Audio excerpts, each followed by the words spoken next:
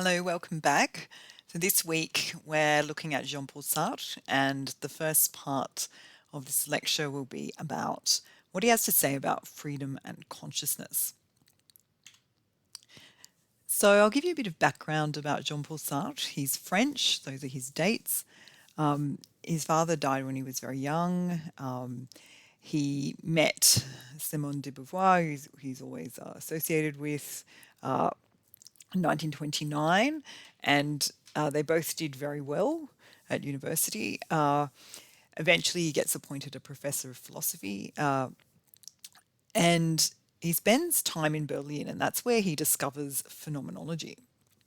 So, obviously, the war comes along to interrupt everything. He gets called up for military duty in World War II. In 1940, he's taken prisoner and he's sent to a camp in Germany. In 1941, he's liberated and he returns to Paris. And at this point, he gets involved in resistance activities. So he was involved with the Free French, and he gets to know the philosopher Merleau-Ponty. And we're going to be talking about Merleau-Ponty a little bit later in this unit.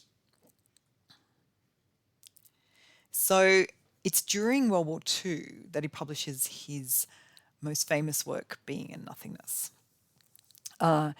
And after World War II, he publishes Le Temps Moderne, which is a kind of political journal, political philosophical journal. Merleau-Ponty works with him on that, and some other existentialist philosophers. And he gets very, very involved in politics.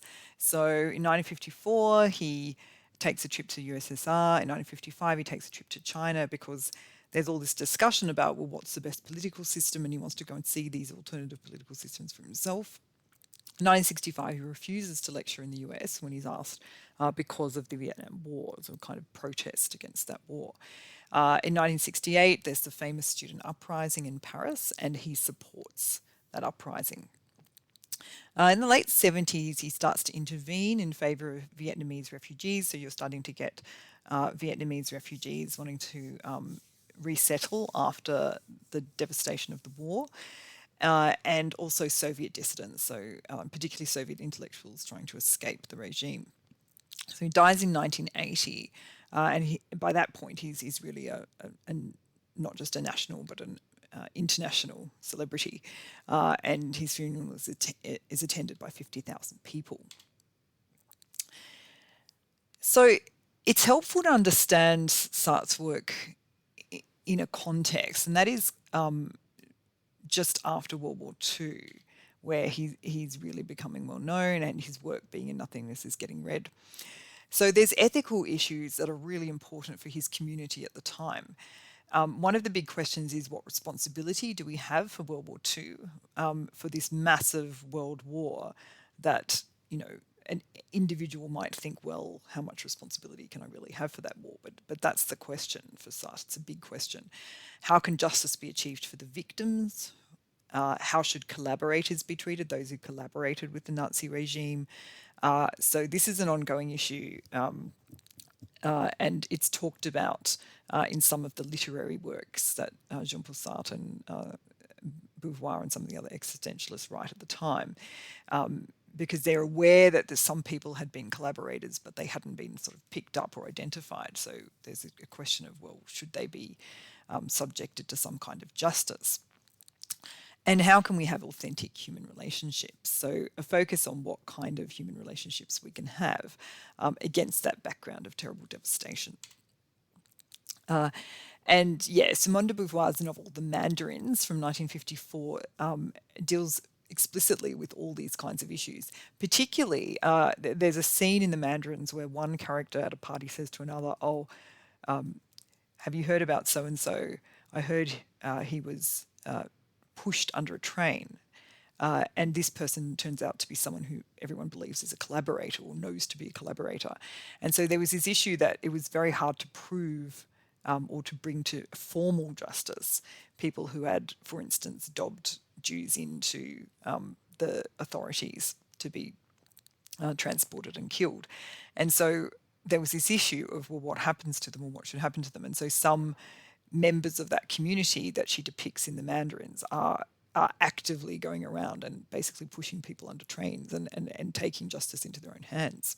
And so they're talking about these kinds of issues. And then political issues, particularly, as I mentioned, Sartre travels to the USSR to try and find out, what it's all about. There was this real question at the time of what to make of the USSR, particularly in the context of the increasing influence of the USA. So there was this question of whether they have to choose between the USSR and the USA, that is, between communism and capitalism, or whether there was some way to reject both of these schemes and there was some other way that you could live, or some other political system and economic system you could live under. So there's a lot of intense discussion about these issues, and it will come up again when we're talking about Merleau-Ponty, because he also was involved in these political discussions. So existentialism is often considered a philosophy of life. For the existentialist, philosophy and life go together in a way that perhaps it's not always clear other kinds of philosophy thinks like this. So Simone de Beauvoir actually recalls a friend of Sartre's who influenced him in this idea that philosophy and life go together. Now, Beauvoir wrote extensive memoirs, like multiple volumes of memoirs, and so she recorded a lot of things that happened. So she says, Aaron, who is the friend, Aaron said, pointing to his glass, they're having a drink together, right? Aaron said, pointing to his glass, "You see, my dear fellow, if you're a phenomenologist, you can talk about this cocktail and make philosophy out of it." Sartre turned pale with emotion at this.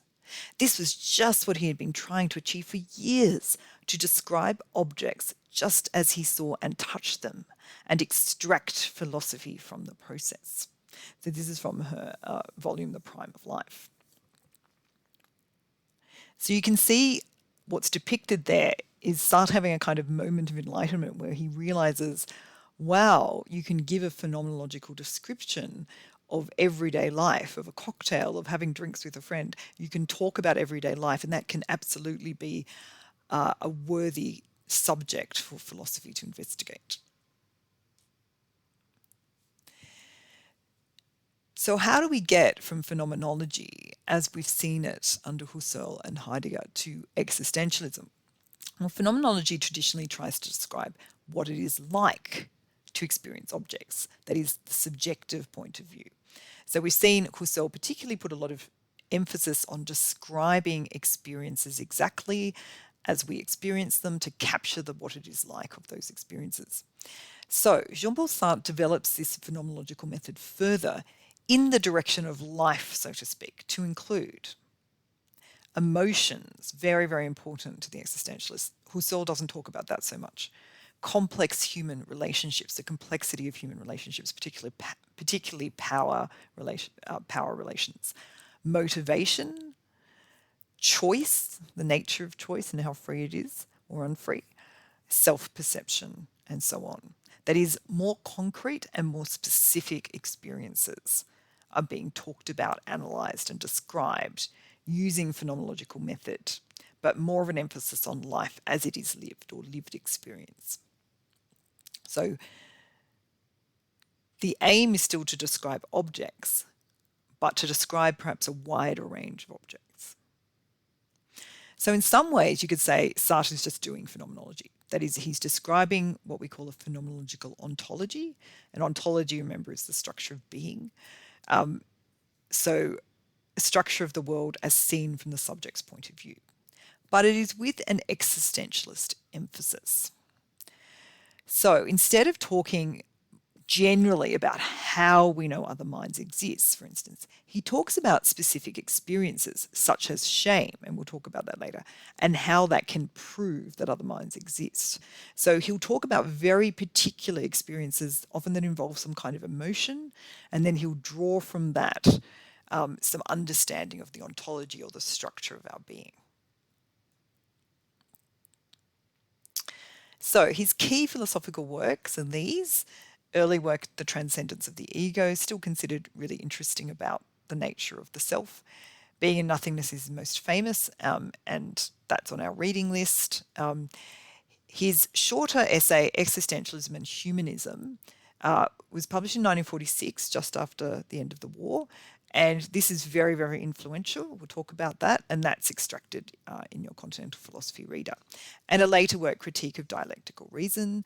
In terms of a couple of other works, a very influential essay called Anti-Semite and Jew, which is about the nature of racism and racism as bad faith from 1944. And then Saint-Genet, Actor and Martyr, 1952.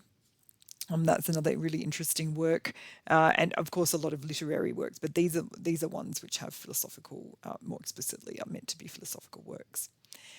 And then he's got literary works. Literature is important to existentialism because, as I always say, they want to explore human existence, lived experiences. So one great way to do that is of course, through literature. Some people might argue all literature is existential if you take them philosophically. So Nausea is one of his famous novels from 1938, and the play No Exit from 1944. There's actually a sign outside the university car park that says No Exit, and it always reminds me of Jean-Paul Sartre every time I go past it. The Road to Freedom was one of his trilogies of works. He wrote an interesting, somewhat experimental autobiography called The Words, 1964, and as I mentioned, a magazine on political issues that he was running from 1945. So those are some key works. Let's look at this essay. This is from 1946. In it, he mounts a defense of existentialism against the contemporary critics. So what's happened is his 1943 Being and Nothingness has been published. It's a huge hit. It's getting a lot of attention. It's getting followers, but of course it's also getting detractors and critics. And so he's trying to respond to some of this criticism. So the types of criticism we see he faces on two sides, one from Christians or religious people, particularly Catholics in France, and from the other side, communists. So religiously committed people and politically committed people are arguing or critiquing his work, usually from a point of view of saying that it's too individualistic, that you need to see human beings as part of a group more. Because of the time he's writing in, you'll notice he uses a lot of war-related examples. For example, in the essay he mentions a pupil who had to choose between joining the Free French, the resistance forces, or, quote, staying near his mother and helping her to live, unquote. And also the example of the military leader who has to take responsibility for an attack which, quote, sends a number of men to their death, unquote. So the military leader is facing an existential crisis or a massive amount of existential responsibility because they know that they're going to, at least not necessarily wanting the death of these men, but they're going to partly cause the death of these men by their strategy. So some key themes we see coming out of this essay: freedom, above all, radical responsibility. And just to note, we'll develop this a bit more, but basically for Sartre, responsibility is the other side of freedom. So on the one hand, freedom, on the other, responsibility, sort of like two sides of one coin. Sartre and existentialism are known in popular culture as kind of putting forward a radical freedom or extreme freedom. And often what's forgotten and perhaps is not quite as sort of popular and sexy is the idea of responsibility. So for Sartre, responsibility is always the other side of freedom. If there's radical freedom, then there must be radical responsibility. There's also some specifically Heideggerian things we can recognise, having just looked at Heidegger. Anguish, abandonment and despair, which we'll talk about, which are all moods or situations Heidegger talks about in his work, Being and Time. Political action, choice, and how much responsibility we really have for the rest of humanity rather than just for ourselves. If you had to sum up existentialism, the key motto is probably the most helpful way to do that. Existence precedes essence, which means existence comes before essence. And Sartre usefully explains it in his essay. He says, what do we mean by saying that existence precedes essence? We mean that man first of all exists, encounters himself, surges up in the world, and defines himself afterwards. He also says, to begin with, he is nothing, he will not be anything until later, and then he will be what he makes of himself. End quote. So what is he saying there? Well, we don't get defined just by being born. Rather, we are kind of undefined, and it's up to us to define ourselves afterwards. So we exist first, and if there's any essence, it's an essence that we give ourselves. It's an essence that we define or articulate for ourselves. So no one other than myself can define me, and also very important for existentialism, I am always free to change that definition. I'm not locked in. I can't really lock myself in. I'm always free. Also from this, we can extract the idea that there is no human nature, as it were, because a human nature implies that there's some kind of essence to human being, that there's some sort of already defined way of existing, but for the existentialists, that's all up for grabs. Human beings have not been designed and created by a God. At least this is true for atheistic existentialism, and we'll consider theistic in a minute as well. They are nothing to begin with. Now, the nothing is an interesting word to use here. The nothing doesn't mean that they have no existence, but they're not a thing. So this is going back to the Heideggerian idea of being not a thing, right? To be human is to be not a thing. It's to be literally no thing, right? And so I can't be defined. I can't be attributed an essence because I am no thing. I'm something more than that. They have to make themselves. Okay, so on the existential idea, humans are kind of self-creating or self-developing creatures. Therefore, they cannot be predefined. And there's no general truths about human nature in the sense that there's no typical behavior. Human beings are free to behave in all sorts of ways. So I mentioned freedom, and the other side of that is responsibility. And the term radical responsibility is often used in connection with the existentialists. There's two important aspects to this. Firstly, Sartre says the first effect of existentialism is that it puts every man in possession of himself as he is and places the entire responsibility for his existence squarely upon his own shoulders. Very strong words. That's page 68 of your reader. This means I am responsible for, firstly, myself individually, but also, interestingly, for humanity generally. So that's a huge amount of responsibility, not just for myself, but for the whole of humanity. What? Both aspects are controversial and continue to be debated in philosophy. So Jean-Paul Sartre uses this wonderful formula. He says, it's very paradoxical sounding, condemned to be free. He says we are condemned to be free, condemned because he, the human, did not create himself, yet is nevertheless at liberty. And from the moment he is thrown into the world, that's a bit of a Heideggerian reference, thrown into the world, he is responsible for everything he does. That's page 71 of your reader. So we don't ask to be born, we don't create ourselves in the first instance. Nevertheless, we find ourselves to be free. And being thrown into the world basically means that we're responsible for what we do. He says there is no determinism. Man is free. More than that, he says man is freedom. And we'll unpack what that means. But note that there is no determinism. He's squarely and clearly rejecting scientific and philosophical ideas of what's called determinism. That is the belief that everything, including human beings, are governed by this very strong cause and effect system where everything we do is the effect of a cause that comes before, and there's not really any room for free will. They reject that. Sartre uses the word condemned because we did not initially choose this freedom, and we paradoxically cannot choose to not have it. Even if I find this freedom a bit of a drag and wished I wasn't so free, I can't actually choose unfreedom because It's part of what it means to be a human being, is to be free. It's important to specify exactly what is meant by freedom here, what freedom is and what it is not in this context. Importantly for the existentialists, freedom is not an ability to do anything. Okay.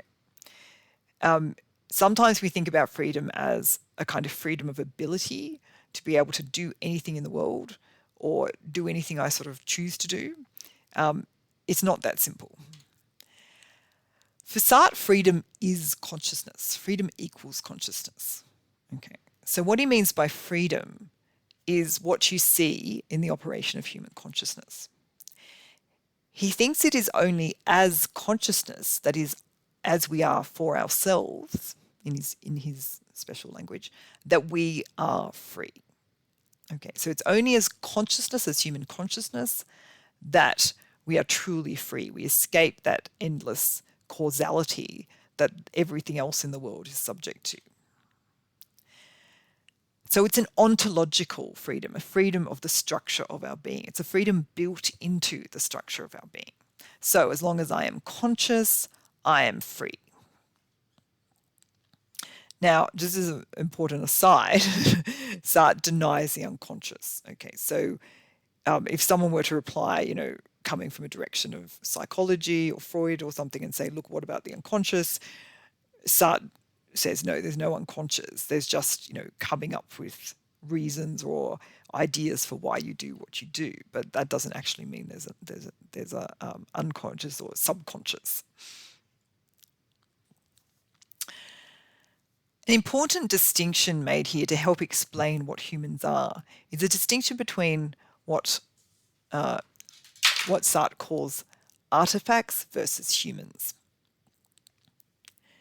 There's this question of whether essence or existence comes first. So on the one hand, think about artifacts. An artifact is something that's been made by a human being. For example, a penknife or a book. Sartre uses this as an example of what it means for essence to come first. Essence is prior to existence in this sense. Why? Because it's being created for a particular purpose. You have the idea of a penknife or the idea of a book before you actually create the penknife or the book. And it's defined by its purpose. Okay. So the penknife is used for something, a book is used for something. If you can't read the book, then it's not a book. Or if you can't have somebody read it to you, that's what a book is.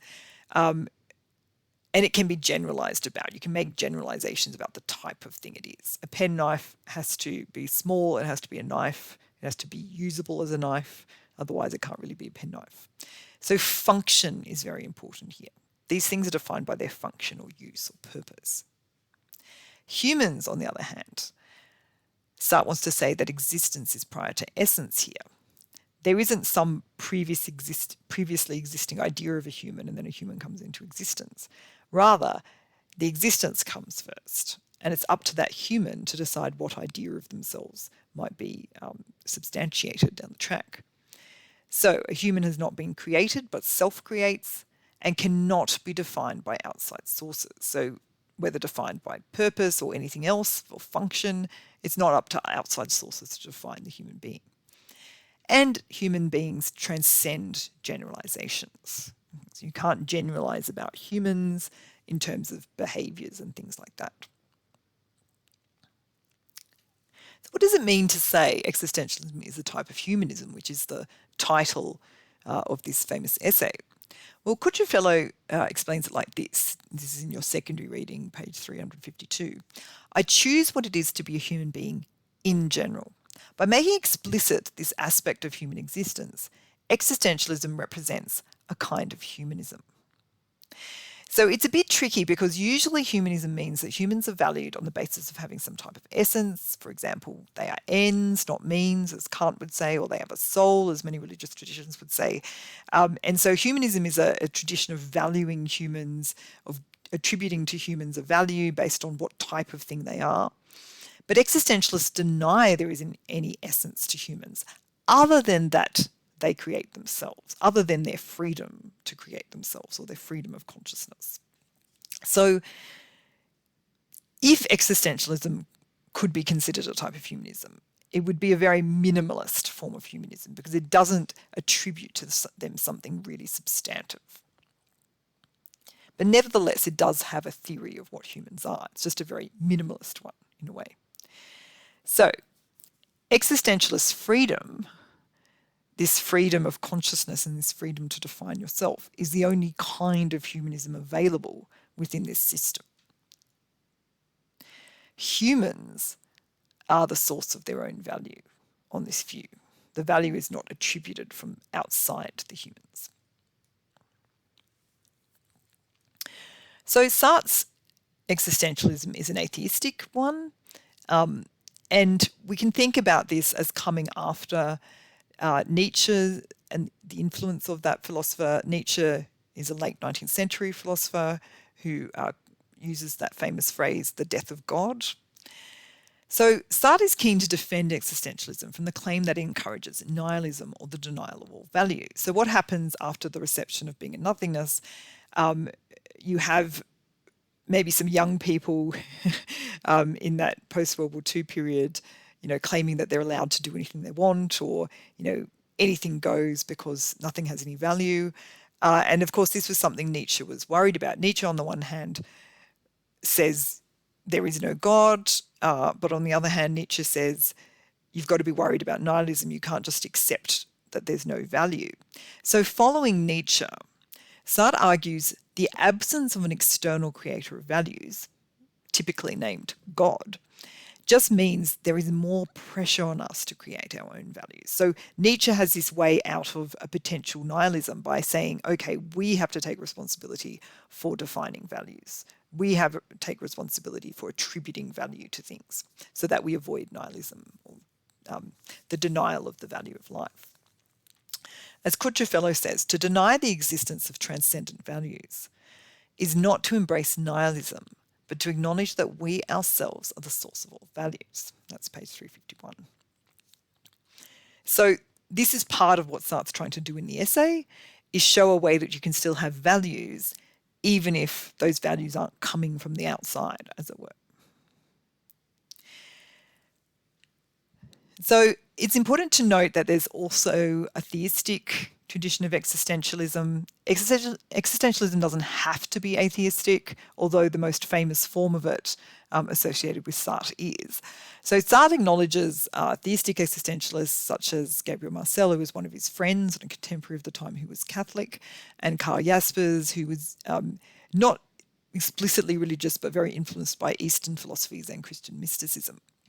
So Sartre was very aware that people he knew and respected had their own religious and spiritual traditions, and not everyone would agree with him about his atheism.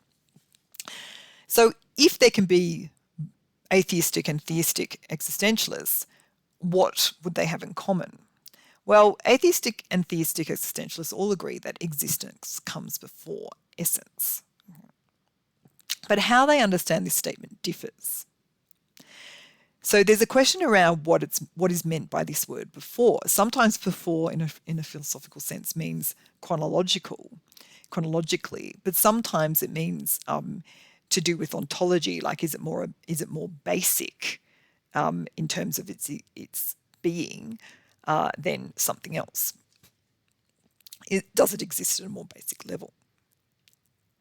So theistic existentialists such as Søren Kierkegaard, he was a 19th century figure, kind of a proto-existentialist before the term becomes really popular. And he was also a Christian, and he said, well, he does hold that human beings have a kind of pre-given essence in that humans are special beings created by God, destined for heaven, and so on. There's this story about them. However, what complicates it is that this essence includes freedom or free will, quite radical freedom. So what would it mean for existence to always come first? In some sense, essence comes first chronologically. So God has an idea of humans and then makes humans to be a particular kind of thing. But on the other hand, existence comes first. It's more basic ontologically. Existence always comes first in this view, in that being religious means choosing freely every day to live your faith. So your existence comes first, and that existence has a freedom built into it, and you're always being faced by this freedom. Even if you have a faith, you have to get up every day and choose to live it every day. It's not just going to live itself for you. So atheistic existentialists such as Sartre say things like, to begin with, he, man, is nothing. This is on your reader, page 67. Human beings have no pre-given essence. Rather than choosing to live an essence pre-given to them, they just create their own. Okay, so a bit of a different emphasis there. Sartre argues that this position has greater consistency. This is also on page 67. He argues that for theistic existentialism, human beings are in some sense artifacts. So he thinks he's being more consistent because he's completely rejecting the notion of humans as artifacts, whereas he thinks the theistic existentialists are sort of trying to have their cake and eat it too. That's a very complex debate, but that's his claim here. So let's look at his use of examples. I mentioned that he's drawing upon the phenomenology tradition and using a phenomenological method. So standard philosophical method might be something like this. You make a claim, and then maybe you give an example to support your claim or to illustrate your claim. Phenomenological method is a bit different. Firstly, you examine being, you observe, and then you give an example of human life, and you try to describe it as best you can. Secondly, you make a claim based on these examples about the structure of phenomenon. So, in other words, you have an experience, you describe it, and then you draw from that description some truth about the underlying structure of that experience or life or being. This is a form of sometimes what is called transcendental argument, similar to that which Kant uses. I have an experience. What are the conditions for such an experience? That is, what must exist or be the case such that I could have this experience. So basically you start with the experience and then you work your way backwards to make a claim. That's how phenomenological method works. For existentialists, it's very important to use real-life examples. Why? Because you're giving a phenomenology of life, an accurate description of lived experience. A phenomenological ontology, which is the subtitle of Jean-Paul Sartre's Being and Nothingness, gives you the structure of the phenomena, the underlying ontology, such that we experience what we do. What are some examples Sartre uses in existentialism and humanism? He gives examples of the anguished student. We've all had experiences of being the anguished student. The Jesuit priest, the military leader. A very relevant example, that last one, because, as I was saying, the context is just after World War II, and many more in Being and Nothingness. Okay, so the anguished student example.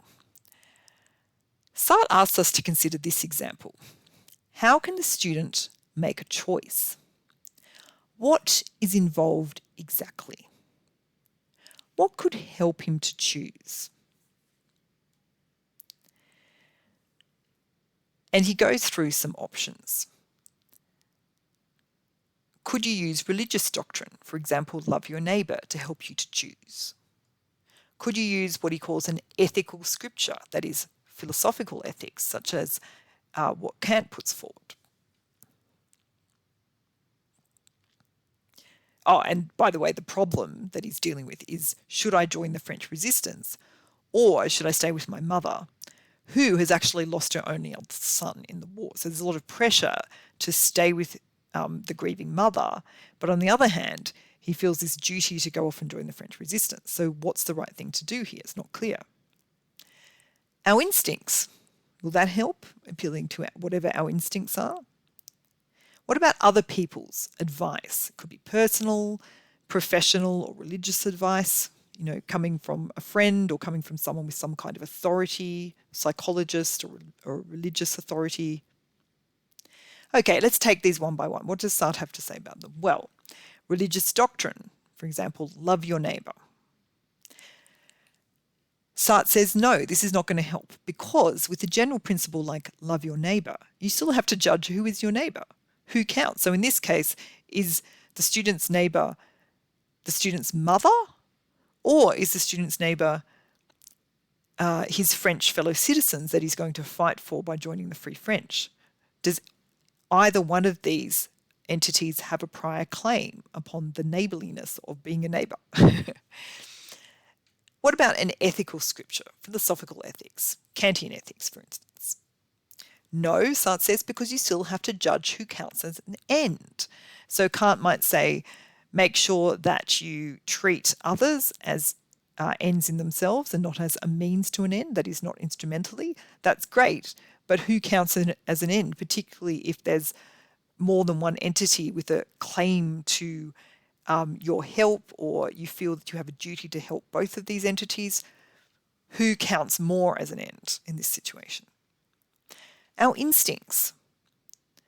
Can we appeal to our instincts? Can we go with a gut feeling? Sartre says no again, because you still have to judge which feeling is strongest, and this is not an exact science. So obviously the angry student is anguished because his feelings kind of tear him in two different directions. He has a gut feeling, but it kind of tells him two different things. He's got to somehow choose between them. And what about other people's advice? Well, Sartre says no again, because you still have to judge which person you will listen to. And each person has their own biases. So firstly, you're a bit biased because you're going to choose who you listen to. It's a choice to listen to somebody. And so on what basis are you going to choose that person? Well, you've already got your own biased ideas about who's going to, give you the advice that perhaps you like. So it's going to be somewhat self-interested either way, Sartre is arguing. So ultimately what he's saying is, look, you can't get away from your own personal responsibility for judging what is right. You can't just appeal to some other factor that's outside of yourself. Another example he gives is of the Jesuit priest interpreting the signs. So this is on page 73 of your reader. Basically, a young man interprets his exam failures as a sign that he wasn't destined for secular life and he's meant to become a priest. The claim is that we can receive an unambiguous sign from God or the universe or fate, so no interpretation or choice is necessary. So this is the idea of a sign, right? A sign from God or a sign from the universe, so strong that it completely wipes out the necessity for any interpretation or any real choice about what I should do. Sartre's response to this, I'm sure you won't be surprised, is no. No rule of general morality will show you what you ought to do. No signs are vouchsafed in this world. That means no signs are guaranteed in this world, right? So any sign you see, you're going to have to do a bit of interpreting to work out what it means or what it's telling you to do. And who's responsible for that interpretation? Well, you are. Sartre says we must take ultimate responsibility for our choices. So even if I do think there's a sign, I kind of have to take some responsibility for the fact that I'm interpreting the sign, that I'm accepting what the sign is telling me and not rejecting it and so on. I'm still making choices and I must take responsibility for those choices.